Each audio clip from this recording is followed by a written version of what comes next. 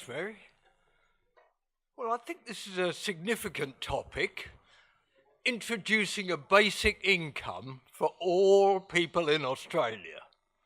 It would be, I think, quite a fundamental reform with significant implications for the degree of inequality in society, for our attitudes to work, our security as economic citizens.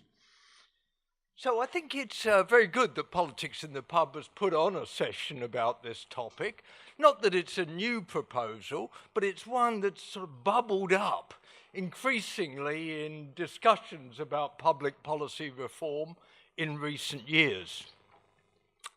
I first came across it when I was a student, I think, an undergraduate, possibly a postgrad, anyway, around 50 years ago, when I was an aspiring intellectual, or at least someone concerned to read great books by great people. And so I read, among other things, books by Bertrand Russell. Now, Bertie was a very significant chap, a brilliant mathematician, a philosopher, later to be a leader of the civil rights movement, the anti-war movement. Indeed, that was at the time that I was studying and reading his work. And he wrote one book called Roads to Freedom that sort of had a gentle British socialist character to it, looking about how we might get sort of rub off the worst features of capitalist exploitation and inequality in order to create a more humane society. There was another little book called In Praise of Idleness, the title of which struck my attention at the time, I recall. But I think it was in the former book that he espoused this idea of a universal basic income. He wasn't the first to do so, but he gave it a distinctive twist, because he thought if everyone in society was given a basic income, irrespective of whether or not they had paid employment, then more creative social activities would flourish. He was thinking about authors like himself, artists, playwrights, actors, people who had something potentially of value to contribute to society, but whose work was not typically highly valued in the marketplace. In other words, people who could hardly make a living out of carrying out their creative interests.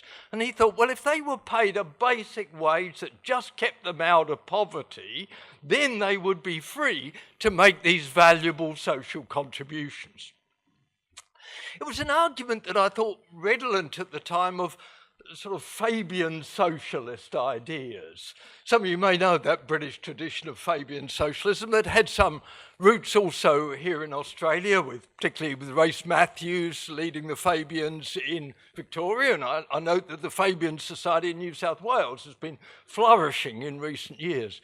The policies that the Fabians typically have advocated involve piecemeal social reforms, not a revolutionary embrace of socialism, but the intelligent use of state power in the hands of enlightened people committed to humane social goals, social equity, economic security, so that bit by bit we can transform an unacceptable capitalism into some form of society that is more worth living in. And I've always thought of a universal basic income proposal in that context, as something that operates within a capitalist society, but paves the way for some embryonic changes that could usher in some of the more admirable goals of socialist thought and practice. Now, the forms which basic income can take are many and varied, and I'm here catching the eye of Troy Henderson, who's sitting here in the front row, because Troy's doing a PhD on this very topic at the University of Sydney under my supervision. Indeed, Troy really ought to be standing where I am and talking about it, rather than having me poach his ideas. But we'll bring him into the discussion later on in the proceedings. But Troy's written an article, for example, for the next issue of the Australian Options magazine that talks about different forms that such a basic income might take. Some people say it could take the form of a capital grant to young people as they're developing some age of maturity, however that be defined, perhaps needing to make investments in paying for further education or potentially buying a house. If they were all given a substantial capital grant at that stage in their lives, that would indeed open up some economic opportunities to them at a time when they most need it. And of course give a needed boost to housing prices at the same time. But the more general notion, I think, of a universal basic income is something that is paid to people as a regular weekly or fortnightly or monthly income payment, much as pensions are currently paid by the state. But without any discrimination, according to the amount of assets that people have, according to the amount of other income that they derive. In other words, a citizen's right to a basic income, irrespective of how people spend their time. Why would that idea have any traction right now? I'd like to suggest half a dozen reasons for current wave of interest in this proposal. Firstly, it's the general observation that we live in an affluent society. I'm not to say that all of us live in conditions of economic material abundance, but that as a whole, societies can now afford to do things which in earlier eras would have been unthinkable. The total Australian national income is higher than it's ever been, comparable to other affluent nations, and enough for everyone in the country to have a reasonable standard of living if it were distributed more equitably. Indeed, it seems to me to be a strong case in an affluent society for saying that the basic economic problem is now solved, and that the task of generating income and wealth now should give way to the challenge of distributing it more equitably. We can collectively afford social policies such as this now. Secondly, technological change is continuing apace, challenging conventional structures of employment and the ways in which we think about income. The advance of more capital-intensive production and even robotisation is causing traditional jobs to diminish in some industry sectors. That creates understandable anxiety about the future of work. My colleague Jim Stanford of the Centre for Future Work at the Australia Institute has been talking publicly a lot about these matters. It seems to me that if we want to take advantage of the enhanced productivity in the modern economy and use it for broad public social benefit, we could do so by embracing the payment of a basic income to all people, irrespective of whether they're in paid employment or not. Thirdly, I return to that question of inequality. Inequality of income and wealth is increasing in Australia, as in many other countries, partly as a result of the neoliberal policies that have been pursued throughout the last 3 decades and more.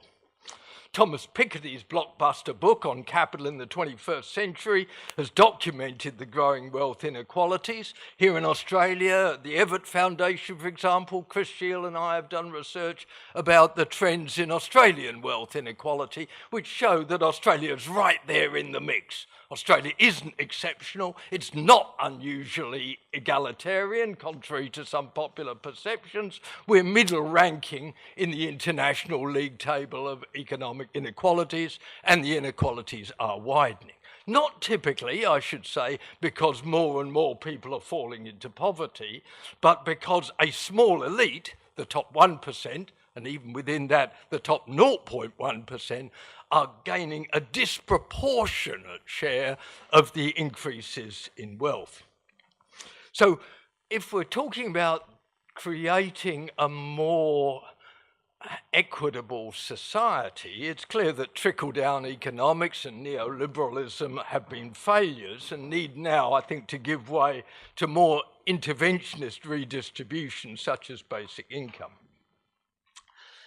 The next point I'd make is the somewhat more controversial, because it involves the case for simplifying the current array of complex social provisions for welfare. Some advocates of basic income say that the welfare state has simply become too complex. There's entitlements to all sorts of welfare payments, but subject to various conditions on each payment, subject to various policing of whether or not those conditions are being met. A universal welfare payment to everyone, irrespective of their other economic circumstances, could be a means of simplifying the otherwise complex character of a modern bureaucratic welfare state. And actually, picking up on that reasoning, some political economists on the political right favour a basic income too, seeing it as a way of getting the state out of its intrusive relationship with people's lives. Then finally, a point that seems to be accepted by both left and right is the case for greater economic freedom. And here I hark back once again to Bertrand Russell. It's not just Milton Friedman who advocates a basic income because it would make the state less intrusive, but on the political left, radical sociologists like Eric Olin Wright, arguing that if a basic income were provided, that would enable people to have more time for other socially progressive activities, ranging all the way from caring for elderly or disabled people through to community organising, for campaigning for social change. In other words, it could liberate people from the necessity for toil that obstructs their political and social engagements in creating a better society. So there's lots of reasons for thinking about the case for a basic income and making a judgment about whether its time has come. Against that, though, I think it's important to recognise two major obstacles. And some people regard these as insuperable, but in an audience like this, I would suggest at least there should be focal points for thought about how severe these obstacles would be. The first is simply the cost of making the payments. This would be large. Of course, how large depends upon the level at which the basic income was set, whether it's, for example, set at the level of the current official poverty line, somewhere above that, somewhere below that. But in broad terms, one might think in terms of a payment that would be equivalent to at least a quarter of all current public expenditures. So that's a big whack.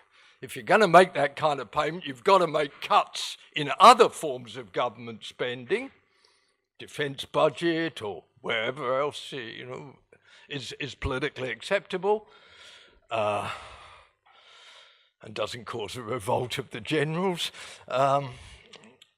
Or you've got to be thinking in terms of raising more progressive taxation from those who can afford to pay. Personally, I favour the latter, because it seems to me that our whole taxation of arrangements have been hollowed out. A system that's supposed to be geared to ability to pay it no longer serves that function. There's so many rorts, so many get-outs for tax minimisation, family trusts, overseas tax havens, and so on, that the rich are not paying as much tax as is necessary to fund even the existing levels of expenditure, hence the budget deficit, even without the introduction of a basic income for all citizens. So I think it is important politically and practically to link basic income proposals to proposals for more progressive taxation on income and wealth. And therein lies, of course, a huge political challenge. Second question is, and potential obstacle, is the impact on the incentive to work.